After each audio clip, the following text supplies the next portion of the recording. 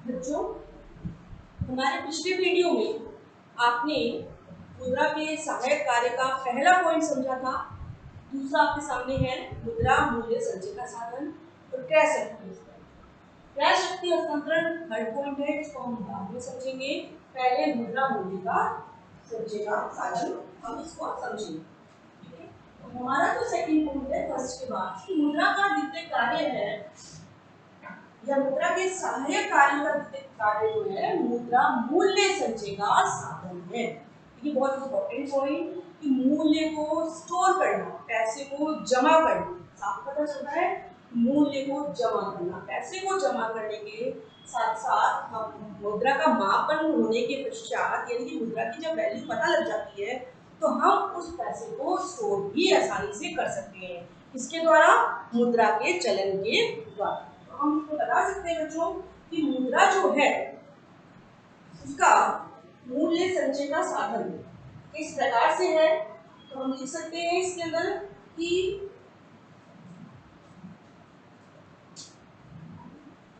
मुद्रा के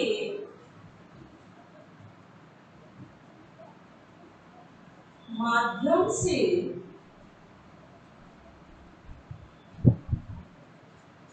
मुद्रा के यानी मुद्रा मूल्य जो संचय है ये जो इसका पॉइंट है इसके माध्यम से किसी भी टिकाऊ वस्तु किसी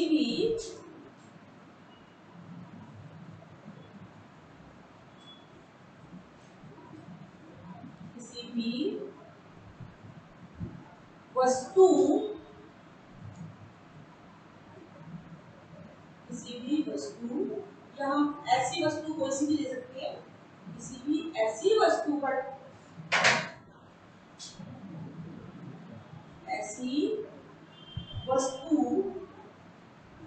जिसका टिकाऊपन यानी ड्यूरेबिलिटी जिसका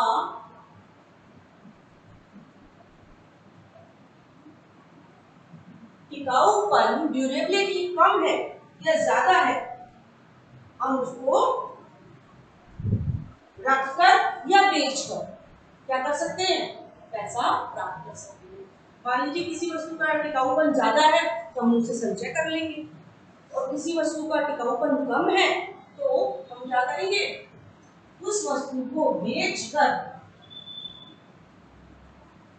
तो वस्तु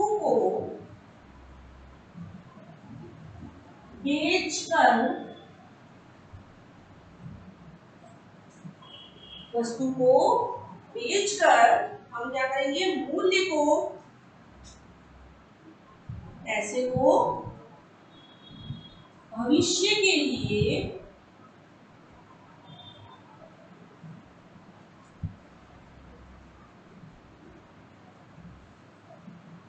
संचित कर सकते हैं।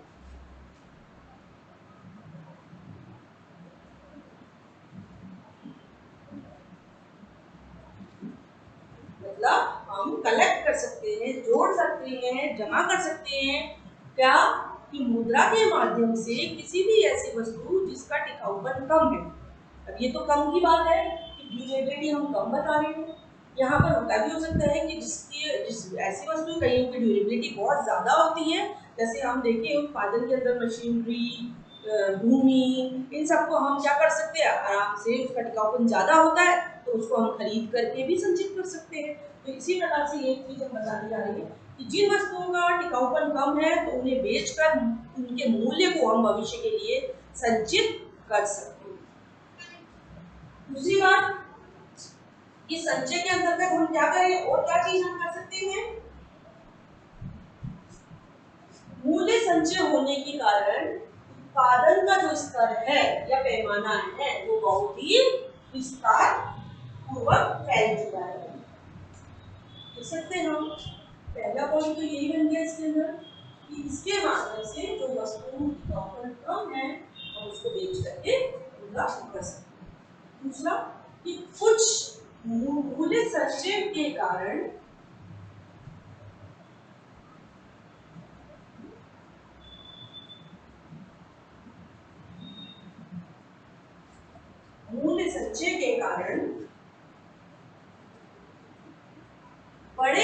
पैमाने पर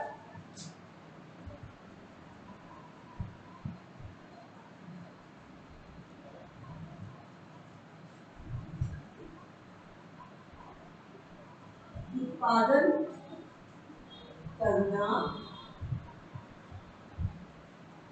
संभव है। इम्पोर्टेंट बात बच्चों कि मूल्य संचय के कारण हम बड़े पैमाने पर उत्पादन आसानी से कर सकते हैं। इसी तरीके से हम इसमें और भी कुछ पॉइंट्स ऐसे बना सकते हैं या लिख सकते हैं कि जैसे हमने पहले बताया कि जिन वस्तुओं का टिकाऊपन कम है हम उसे बेच दें, और जिन वस्तुओं का टिकाऊपन ज्यादा है, जैसे हम लिख सकते हैं इसके अंदर कि मुद्रा द्वारा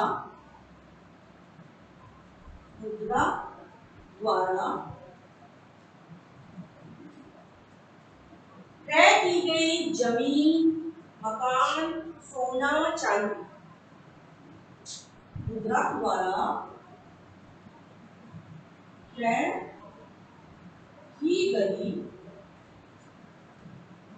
जमीन, देखो ये वो वस्तुएं हैं जिनकी ड्यूरेबिलिटी ज्यादा है। क्रय की गई जमीन, मकान, सोना, चांदी तथा बॉन्ड्स, ये भी अपने आप में ड्यूरेबल चीज तथा बॉन्ड्स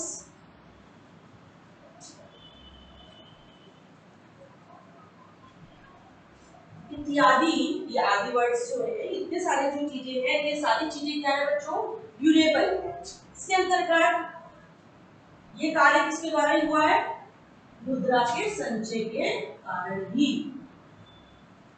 अभी हम लिख सकते हैं मुद्रा का अभी के रूप में मुद्रा का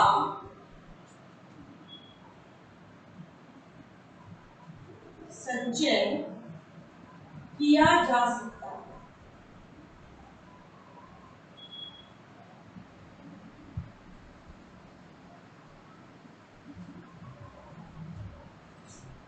कहने का तात्पर्य हमने मूल्य संचय के साधन के रूप में मुद्रा को कैसे काम में लिया है, या मुद्रा का जो कार्य है इस रूप में कैसे कार्य लिया जा रहा है।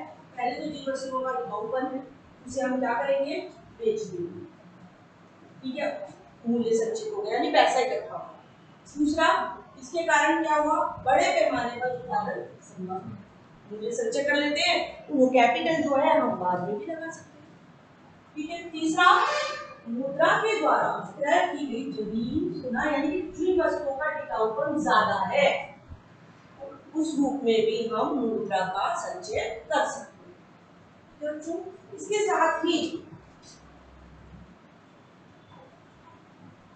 जब हम इतना व्यापार या बड़े पैमाने पर उत्पादन करेंगे तो जाहिर सी बात है कि उत्पादन या बिजनेस जब हम करेंगे तो लाभ या हानि हो सकती है। तो इन सब कार्य में हम लिख सकते हैं कि जब कोई मुद्रा का संचय तो कर रहे हैं, स्टोर तो कर रहे हैं, लेकिन जरूरी नहीं है, परिस्थितियों के अकॉर्डिंग इसमें परिवर्तन होने पर उद्यमी को लाभ या हानि भी हो सकता है।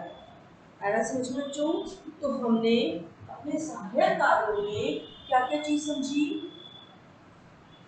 इस मुद्रा के माध्यम से हम बता सकते हैं किसी भी ऐसी वस्तु का जो टिकाऊपन जिस वस्तु का कम है उसे हम बेचकर मूल्य को भविष्य के लिए संचित कर सकते हैं। दूसरा, मूल्य संचय के कारण बड़े पैमाने पर उत्पादन करना संभव हुआ है। ये कार्य किसने आसान बना दिया, मुद्रा में। पहले ये कार्य बहुत ही कठिन हुआ करता था। आपको ध्यान है कि वस्तु विनिमय प्रणाली के अंतर्गत ये कार्य यानी मूल्य संचय में कठिनाई हमने लिखवाई थी, यानी कि मूल्य को स्टॉक के रूप में हम संचित नहीं कर सकते थे या हम फ्यूचर के लिए कभी बचाकर नहीं कर सकते थे, क्योंकि ऐसी वस्तुओं का व्यवसाय किया जाता था जो बहुत ही शीघ्र ही नाशवान हुआ करती थी। तो हम मूल्य को संचय नहीं कर सकते थे क्योंकि वस्तु की कीमत का अनुमान ही नहीं था। तो इसी चीज के लिए हम बताने जा रहे हैं। तीसरा, कि इसके अंदर में जो क्रय की गई जमीन, मकान, सोना, चांदी, सारी ड्यूरेबल चीजें हैं जिनको हम खरीद कर आसानी से रख सकते हैं फ्यूचर में, भविष्य में। तो ये कार्य भी मुद्रा के द्वारा ही आसान हो गया है। तो हम कह सकते हैं मुद्रा ने मूल्य संचय, मुद्रा जो है मूल्य संचय का साधन के रूप में कार्य करती है।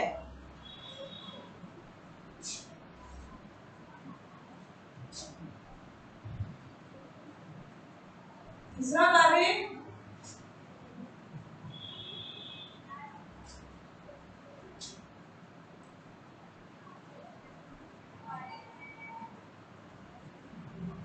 हम तीसरे कार्य को बताने जा रहे हैं बच्चों, क्रय शक्ति हस्तांतरण।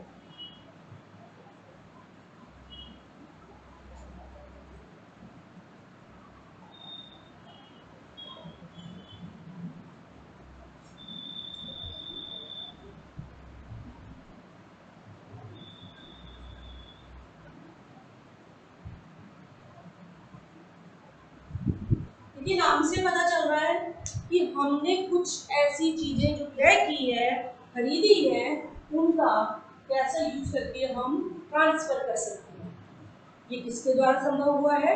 मुद्रा के आविष्कार के द्वारा ही, या मुद्रा ने इस कार्य को बहुत ही सरल बना दिया है। तो इसलिए हम इसके अंतर्गत ये कह सकते हैं कि मुद्रा के द्वारा एक व्यक्ति, मुद्रा के द्वारा एक व्यक्ति की क्रय शक्ति का, एक व्यक्ति की क्रय शक्ति का हस्तांतरण, क्रय शक्ति का हस्तांतरण आसानी से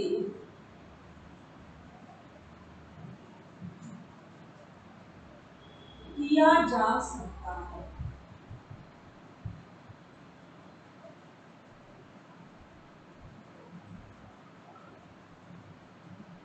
कहने का तात्पर्य कि किसी भी व्यक्ति की क्रय शक्ति का हस्तांतरण किसके द्वारा आसानी से किया जा सकता है? मुद्रा के माध्यम से या मुद्रा के द्वारा। दूसरी चीज बच्चों, जो क्रय शक्ति है उसका रूप कैसा है? संचित क्रय शक्ति, यानी कि हमने जो संचित किया था अपनी प्रॉपर्टी का संचय किया था, उस कोई भी चीज हो सकती है क्रय शक्ति में, वस्तुएं या सेवाएं, तो हम कौन सी क्रय शक्ति का, जो हमने स्टोर की थी, यानी कि मुद्रा को, मुद्रा के मूल्य का जो हमने संचय किया था, उसको हम आसानी से क्रय हस्तांतरण ट्रांसफर कर सकते हैं। जैसे मान लीजिए हमने कोई जमीन, मकान, सोना, चांदी खरीद करके रखा हुआ है, संचित करके रखा हुआ है, तो उस शक्ति का हस्तांतरण आसानी से हम दूसरे व्यक्ति को कर सकते हैं, कर भी सकते हैं और प्राप्त भी नहीं कर सकते।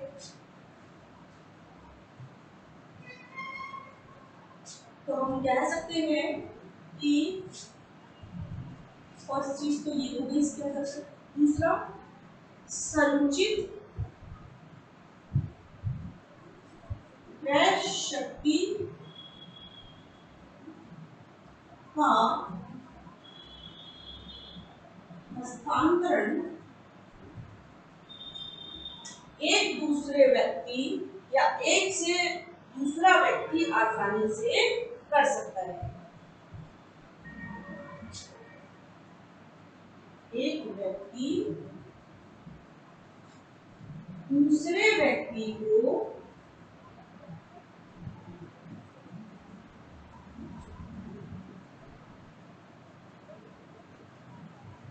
आसानी से हस्तांतरित कर सकता है।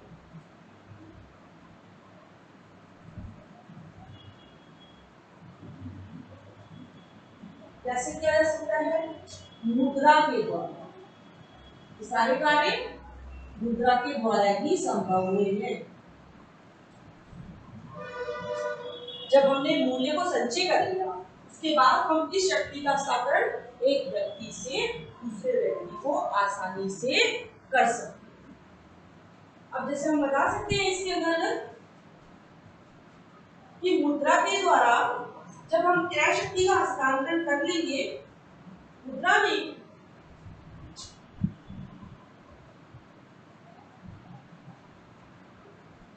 मुद्रा के द्वारा देखिए संचित क्रय शक्ति तो हो ही जाएगी, साथ के साथ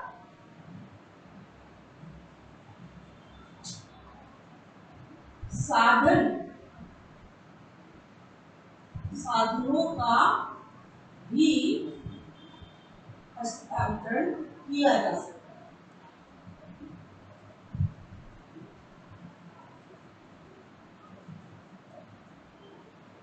किया जा सकता। ये चीज क्लियर हुई बच्चों कि क्रय शक्ति का मतलब है कि हमने जो चीजें खरीद कर रखी हुई है उसको हम कैसे हस्तांतरित कर रहे हैं, हम नहीं मुद्रा के द्वारा। या मुद्रा ने इस कार्य को बहुत ही आसान कर दिया है कि उसके अंतर्गत हम देख रहे हैं कि एक व्यक्ति दूसरे व्यक्ति को ट्रांसफर कर सकता है, आराम से ले भी सकता है और दे भी सकता है, सीधे हस्तांतरण लिखा हुआ। दूसरी बात कि वो ऐसे केवल संचित ही क्रय शक्ति का हस्तांतरण नहीं हो सकता, हम साधनों का भी, कोई भी साधन है आपके पास, भूमि, पूंजी, उत्पादन के जितने भी साधन है उनका आराम से हस्तांतरण किया जा सकता है। और हम देखें इसके अंतर्गत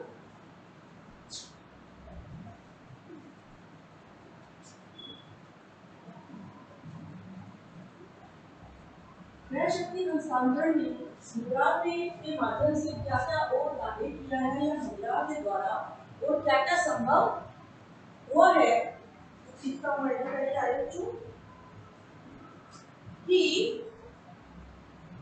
वर्तमान समय में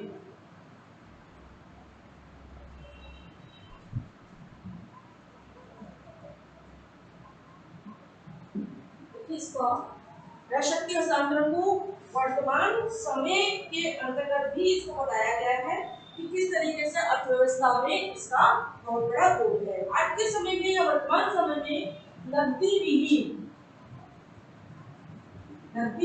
जिसे हम बोलते हैं कैशलेस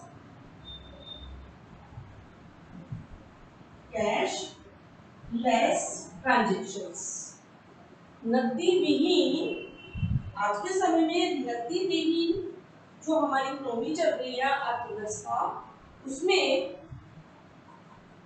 नकदी विहीन अर्थव्यवस्था में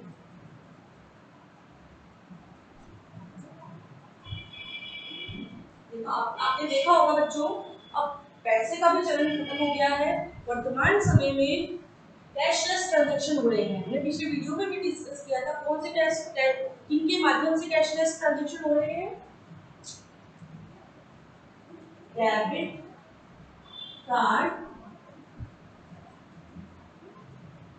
credit card, debit card, credit card,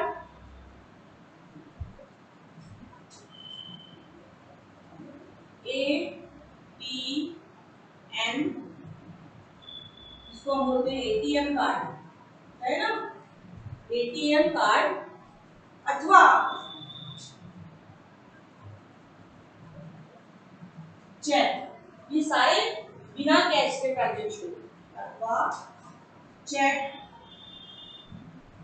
इत्यादि कौन से ट्रांजैक्शन हुए, कैशलेस ट्रांजैक्शन, इनके माध्यम से चेक इत्यादि के माध्यम से अन्य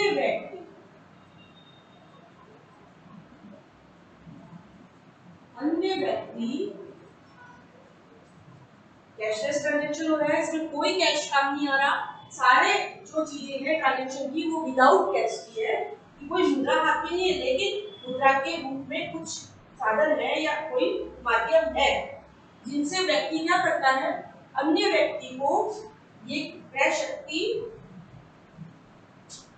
अन्य व्यक्ति को आसानी से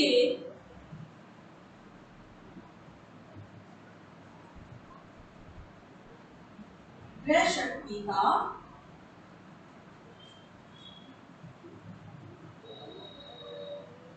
हस्तांतरण कर सकता है।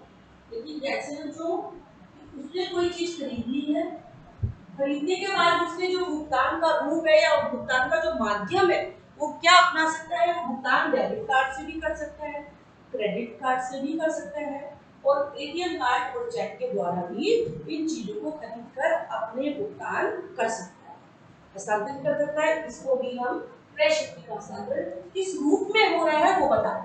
पहले तो मुद्रा के रूप में बताया हमने, पॉइंट्स में बताया आपको, लेकिन इस वाले में कि क्रय शक्ति का हस्तांतरण मुद्रा के साथ साथ कैशलेस भी किया जा सकता है। कैसे किया जाता है उसको हम यहाँ पे डिस्क्राइब कर रहे हैं। तीसरी बात, अगर हम देखें कि वस्तुओं का या सेवाओं का क्रय शक्ति हस्तांतरण हो रहा है, इसके अलावा भी व्यक्ति, इसके अलावा भी व्यक्ति, कोई भी व्यक्ति इसके अतिरिक्त व्यक्ति अपनी, व्यक्ति के पास प्रॉपर्टीज भी होती है, संपत्ति भी होती है, उसी का वर्णन कर रहे हैं। व्यक्ति अपनी परिसंपत्तियों का, परिसंपत्तियों का क्रय विक्रय या लेन देन अन्य व्यक्ति के साथ कर सकता है। अपनी परिसंपत्तियों का लेन देन या खरीद करके लेन देन अपनी क्रय शक्ति, क्रय शक्ति में कोई सी भी शक्ति हो सकती है, कैशलेस या कैश के साथ, अपनी क्रय शक्ति हस्तांतरित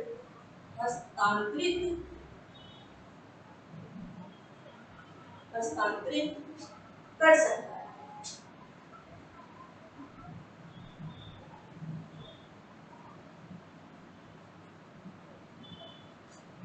परिसंपत्तियों के साथ साथ देखिए हमने अभी आपको बताया कि व्यक्ति किस किस रूप में अपनी क्रय शक्ति का हस्तांतरित कर रहा है।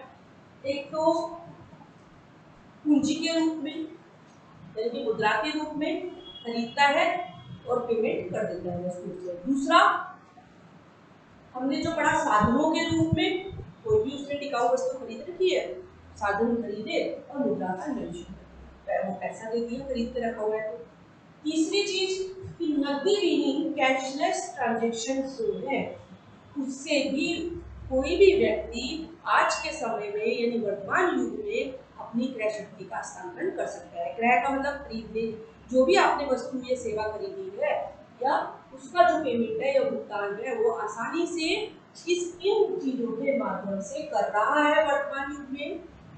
अभी जो है बहुत ही आसान हो गया है इस चीज का प्रयोग होने के बाद। और इसके अंतर्गत हम बता सकते हैं,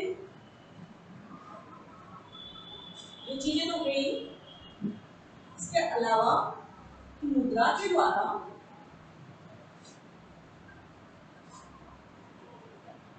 उत्पादन का स्केल तो बढ़ ही गया है, पैमाना जो है वो बढ़ गया है, लेकिन इस प्रकार मुद्रा की सहायता से, मुद्रा की सहायता से, बिना मुद्रा कैशलेस से भी हम बोल सकते हैं और मुद्रा की हेल्प से भी क्या चीज व्यक्तियों के मध्य,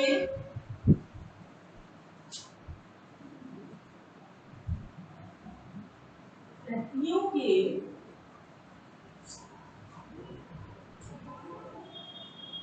मध्य तथा, ठीक है, समय, स्थान, सभी चीजों की बचत हुई है। किसके टेंशन से? मुद्रा के टेंशन से। व्यक्तियों के मध्य तथा विभिन्न स्थानों के मध्य, कहने का तात्पर्य कि व्यक्ति और स्थान इनके बीच जो हस्तांतरण संभव हुआ है आसानी से, तो किसके कारण हुआ है? मुद्रा के कारण। अब देख सकते हैं, मुद्रा की सहायता से व्यक्तियों के मध्य तथा विभिन्न स्थानों के मध्य क्रय शक्ति हस्तांतरण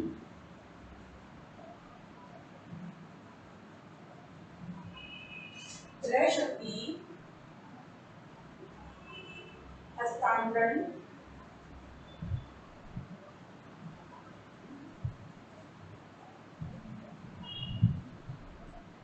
का संस्कृत परिसंपत्तियों का, कौन सी संपत्ति? परिसंपत्तियों का हस्तांतरण क्या हो गया है? आसानी से या सरलता से संभव हो जाता है।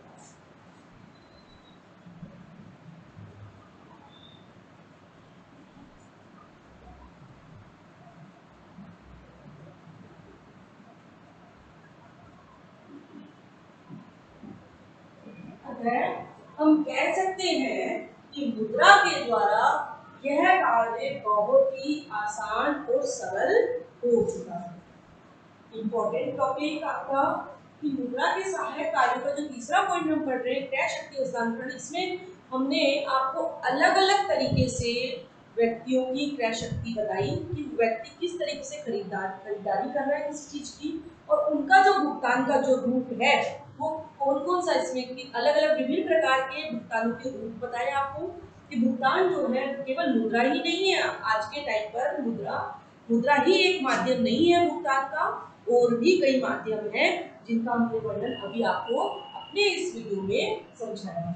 जैसा कि हम एक समरी तौर पर बता सकते हैं कि मुद्रा का जो क्रय शक्ति में हमने सबसे पहले भुगतान जो है मुद्रा के द्वारा तो नहीं, तो मुद्रा ने क्रय शक्ति हस्तांतरण का जो कार्य है वो आसान तो बना ही दिया है, साथ ही साथ हमने लिखा पॉइंट के तौर पर बता रहे हैं कि संचित क्रय शक्ति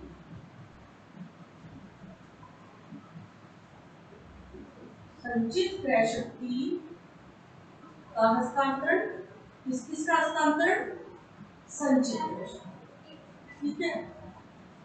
दोबारा साधनों के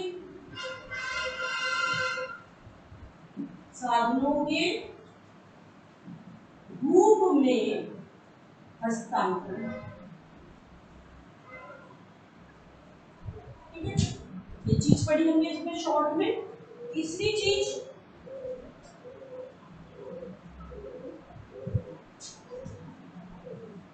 परिसंपत्तियों का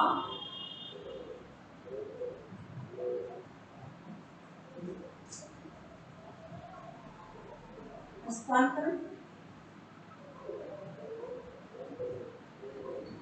सबसे इंपॉर्टेंट पॉइंट कैश ट्रांजेक्शन, कौन सा?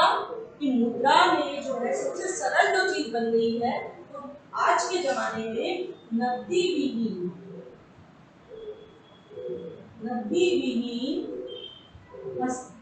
क्रय शक्ति हस्तांतरण।